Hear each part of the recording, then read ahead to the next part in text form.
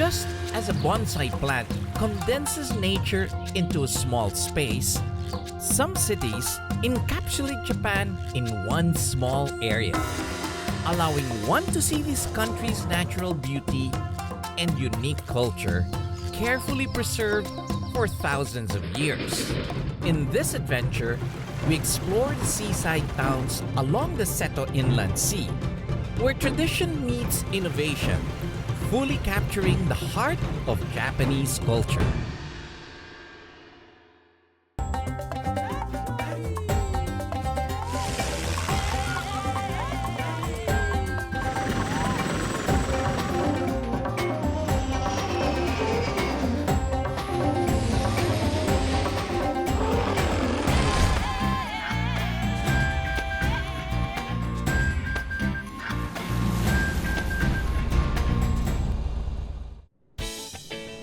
It was between summer and autumn as I drive to Hiroshima Prefecture in western Japan, where I was to meet my good friend Hironori Abe, who invited me to see the city of Onomichi.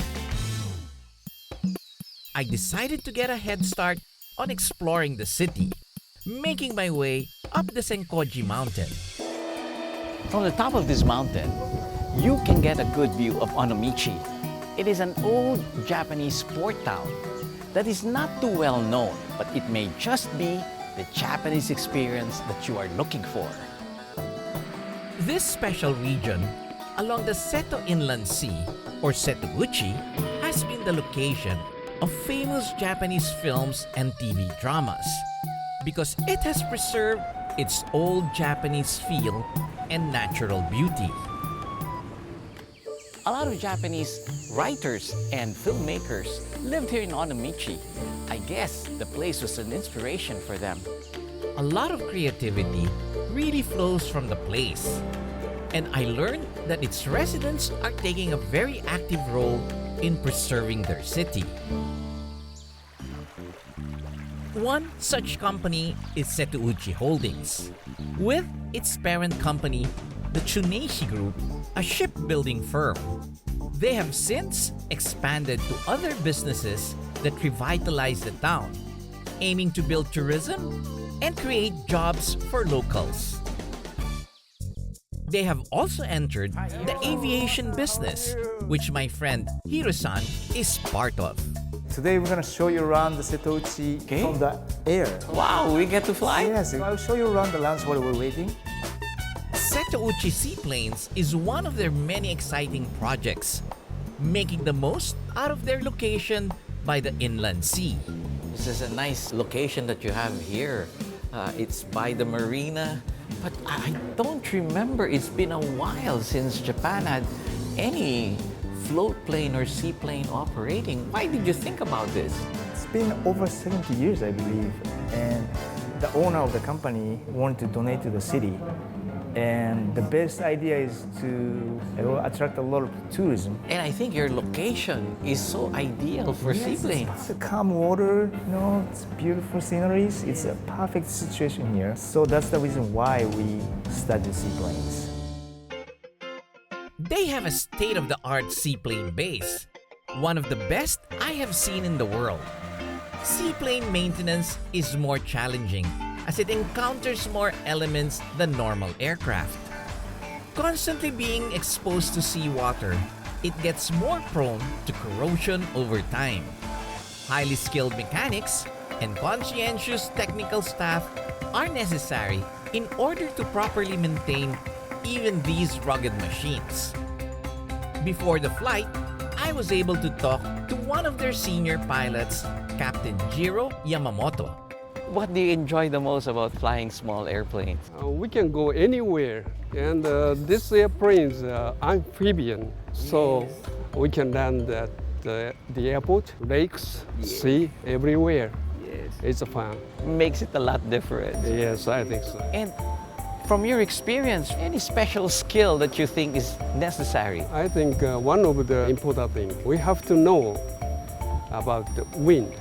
Exactly. We have to know how to know wind direction, velocity, That's right. and both wings. Yes. and wave heights. So you have to be a pilot and a sailor. Yes, yeah, I think so. Having flown a lot of time on seaplanes myself, this got me very excited. Setouchi has a fleet of Kodiaks, a single-engine, turboprop initially designed to fly humanitarian missions in harsh environments. But they have transformed this workhorse into the perfect amphibian for sightseeing flights. We taxied and positioned ourselves for takeoff. Seaplanes always take off and land towards the wind. I could feel the ease of moving out of the water thanks to the Kodiak's Aeroset carbon fiber floats. Without bulging rivets and being almost 400 pounds lighter than aluminum floats, water drag is considerably less. After full power, we were actually on the step in no time at all. It was a short field takeoff for a plane of its power and wing design. We stayed at about 1,500 feet, flying low and slow, making our way over the Seto Inland Sea, a long body of water that separates 3 of Japan's 4 main islands. Setouchi was an important trade route in ancient times, before the railway system was built. Very protected area for boats. We're not so lucky. It's a bit hazy, but it's still fun being at the float plane. We flew over the Shimanami Kaido, a 60-kilometer bridge connecting 6 different islands. It's a popular bike route, drawing cyclists from all over the world. The scenery was equally impressive as the aircraft we were flying. The glass cockpit was simple and straightforward. Handling is not much different from a fixed-gear aircraft. On short finals for landing, a gradual nose-up attitude, and we just waited for the floats to sit on the water. A short pull on the throttle for a beta thrust, and we were immediately at taxiing speed. The Kodiak is indeed the next generation in seaplanes. And seeing Onomichi from above made me very excited to explore more of the town. Up next, I experienced the comfortably slow pace of life in the picturesque hillside town of Onomichi, finding a place of spirituality and serenity.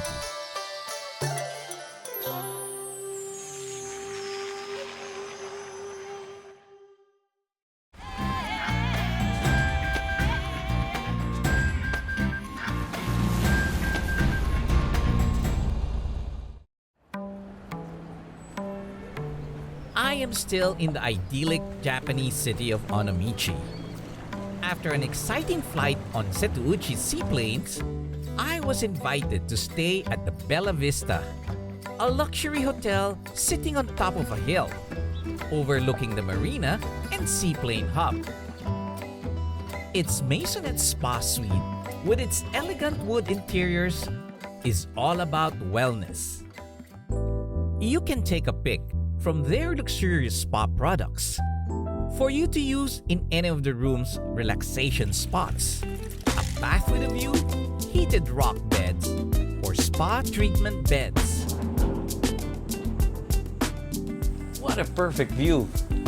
The mountains, the calm waters, the beach, and for a pilot like me, of course the seaplanes taking off and landing. Bella Vista's inviting spaces look like they came straight out of a design magazine. This includes one of its award-winning restaurants, Eretegia. Eretegia means grill in the Basque language. And the focal point of the restaurant is its flaming grill, typical of the region in northern Spain. It's an open kitchen concept. You see what they cook and everything. As such, diners are invited to experience the sights and smells of the feast being prepared. Local and international chefs work hand in hand to create recipes that take advantage of the local seafood and produce. The result is a unique fusion of flavors combining the best of both regions, made with the freshest ingredients. The first time I'm going to eat Spanish food with chopsticks.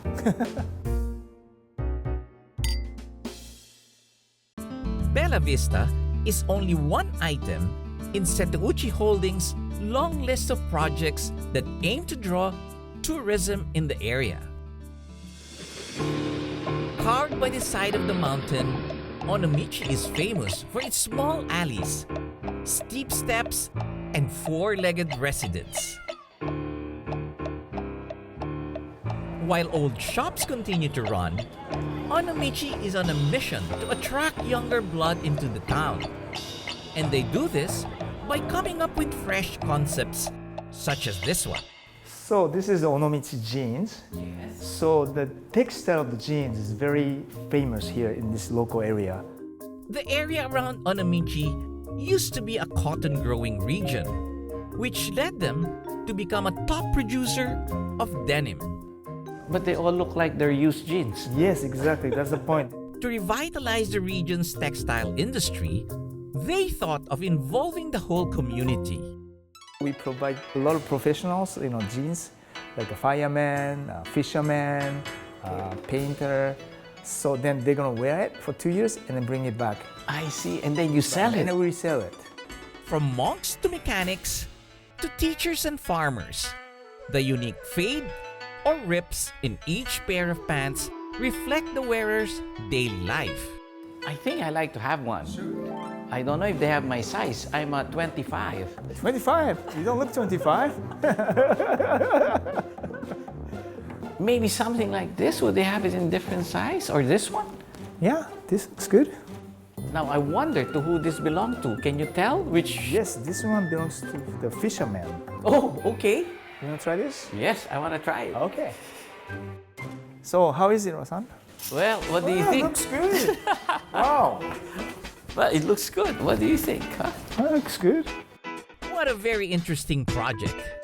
And I can finally feel what it's like to walk around in someone else's pants.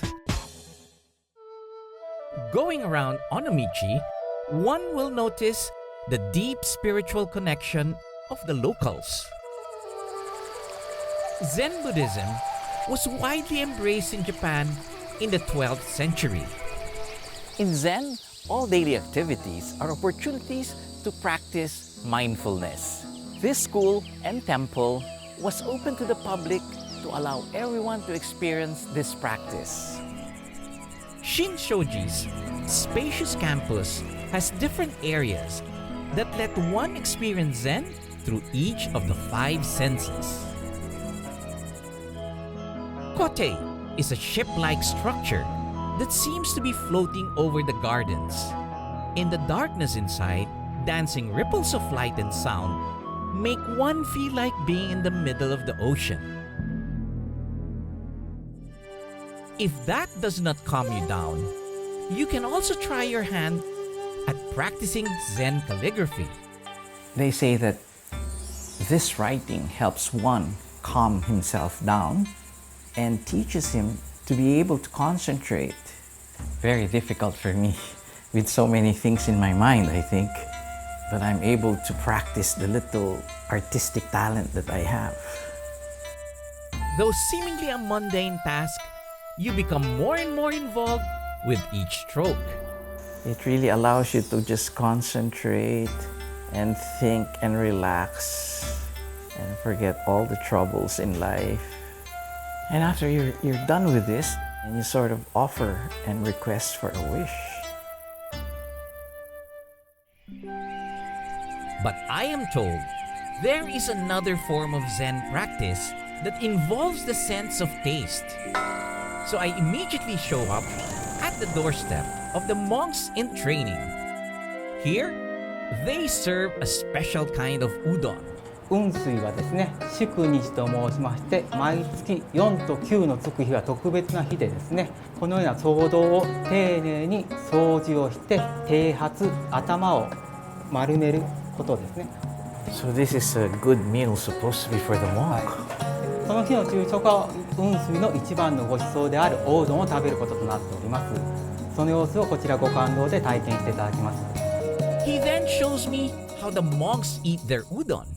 The chopsticks were noticeably bigger than normal. The chopsticks are so big. I don't know if it means I should eat a lot. Monks usually read scriptures before the meals, and it is usually accompanied by the sound of a wooden clapper. The sound of the thick chopsticks can substitute for this. Each bowl is used separately for the broth, side dish, and pickles. Now for our special udon. The noodles are very thick, and the broth flavorful. I think I want to be a training monk already. That's very good. The simplicity of the meal, coupled with an appreciation of Zen principles, allows one to eat mindfully. Though it didn't stop me from eating more than I should. After walking up Onomichi steps and exploring the town, there is no better place to wind down than at Bella Vista's famed spa. Their forehands massage is just what I need after a long day. As the sun set over the Seto Inland Sea, Hiro-san and I enjoyed the magnificent views plopped comfortably at the hotel's seaside deck.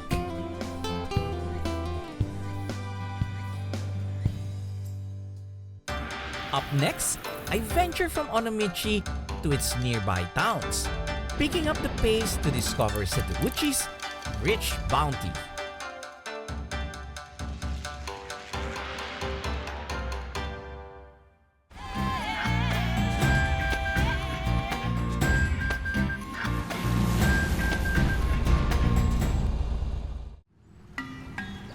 In medieval Japan, maritime networks transporting goods and culture expanded across the archipelago. The Seto Inland Sea was a main thoroughfare, and its control meant power and wealth. The Murakami clan dominated the inland sea for over 200 years, feared as pirates, but actually did a lot of legitimate business, doing fishing and guiding ships in the rough waters for a fee. That morning, I met one of their descendants, Tomo Murakami, an expert fisherman who will take us to the inland sea's fishing grounds. We sped through the waters to find a good spot. Well, Murakami-san has chosen the right spot. Among all these islands, this, he feels, is where it's at. He's watching through this fish finder as well. Murakami-san prepared breakfast for the fish. Thank God I'm not a fish. Otherwise, I have to eat this. Hiro-san and I also found ours. Looks very sophisticated. It's like a paper box. I know. Thank you to Bella Vista for thinking of me. I'm always hungry. They know. Now to get to work. We casted our lines and waited. The inland sea is known for being one of the best fishing grounds in Japan, as nutrients flow to it from the surrounding mountains. The waters look calm, but its strong tides let the fish swim with more effort, firming their flesh and increasing their flavor. My line started to bend, so I tried to reel it in. Slow, slow. Okay. Well, I think I've definitely got one. It's a big one. It looks like it's a whale. You ready? I think it's gone, but it's here, it's here. That's cool. My first catch, a red sea bream. It's a big one too. That's great. They say this fish is served for special occasions. Feeling encouraged, we casted our lines out again. It's a slight drizzle, but that won't stop us. It wasn't long before I felt another bite on my line. Okay, Hiro, you will just be an assistant if you don't catch anything.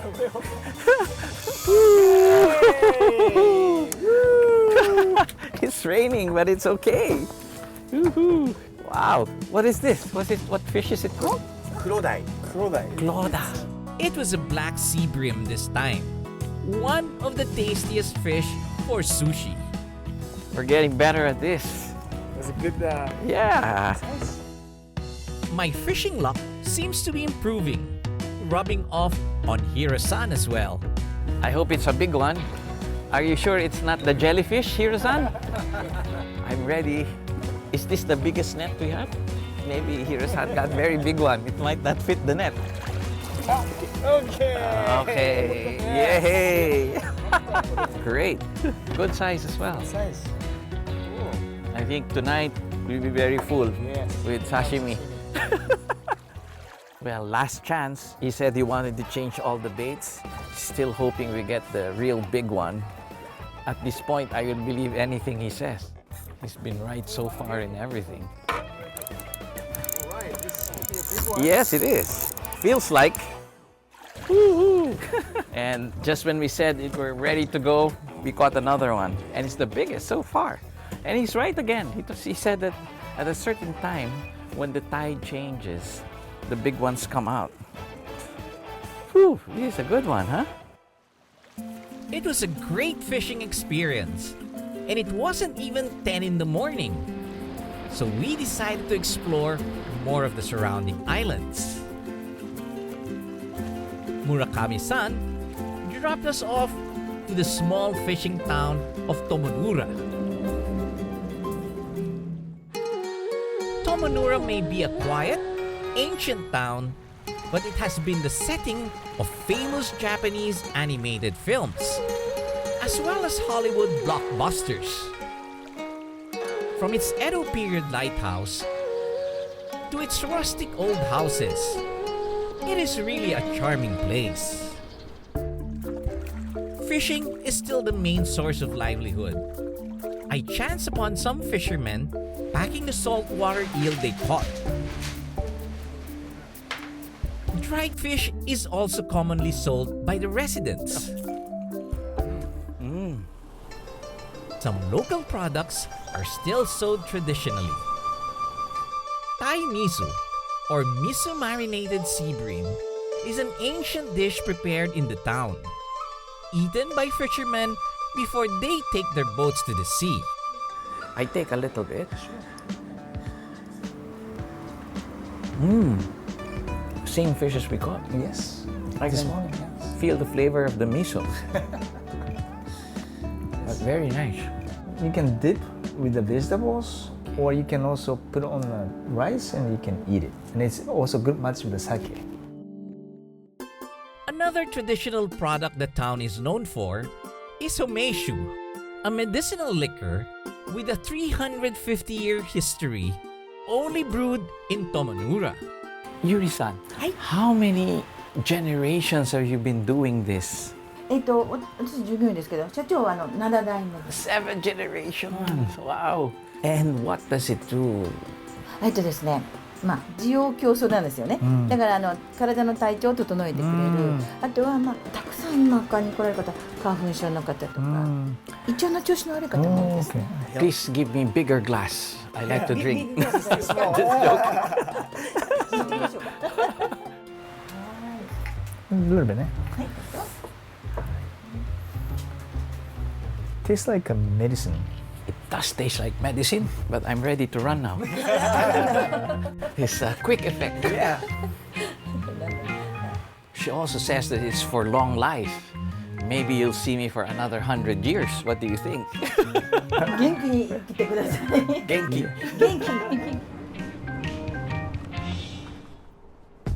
After experiencing the Seto Inland Sea up close, Hiro-san wanted me to visit another unique property in Onomichi. In keeping with the conservationist spirit, they have transformed an old maritime warehouse into a hotel dedicated to the huge number of cyclists that come to Onomichi. As you enter the U2 Cycle Hotel, you will notice its slick, minimal interiors, which houses a stylish bakery and cafe, a store selling local products, as well as a bike rental shop. Hiro thought, I cannot leave Onomichi without experiencing its many cycling paths. So we picked out our bikes before settling in. One thing good about this hotel is that one can bring his bike right into his room. That's really handy. Now, to get dressed for biking. We rode out from the U2, passing through the boardwalk with great views of the water. Cyclists from all over the world are drawn to this place for its bike-friendly paths that extend through each of the different islands. Hiro and I did not dream of completing the whole 70-kilometer bike route, but instead took our time to appreciate the sublime scenery. Being on a bike gives you the freedom to explore sights up close, allowing you to stop at your leisure. After a nice, relaxing ride, we slowly made our way back to town. Okay, after the cycling, let's try this famous ice cream shop here in Onomichi. Oh, I Karasawa. always love ice cream, Oh, that's great. but you make me very tired before you feed me ice cream.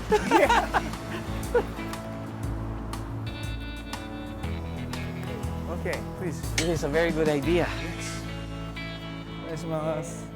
Karasawa is a small shop famous for their handmade ice cream. Hiro made me try the Monaka, their classic ice cream sandwich. This is original since 70 years ago. So it's been here for 70 years. Very fine, very nice. Ice cream for me is very good. It was a sweet ending to my stay in Onomichi, a place that brings Japan to a whole new light. The Seto Inland Sea is the gateway to Japan's nostalgic towns, filled with rich culture and traditions, and brimming with renewed possibilities. Just like the bridges and plains that connect its islands, it is Japan's link to the past and key to the future. This has been your captain, Joy Roa. See you in the next Asian Air Safari.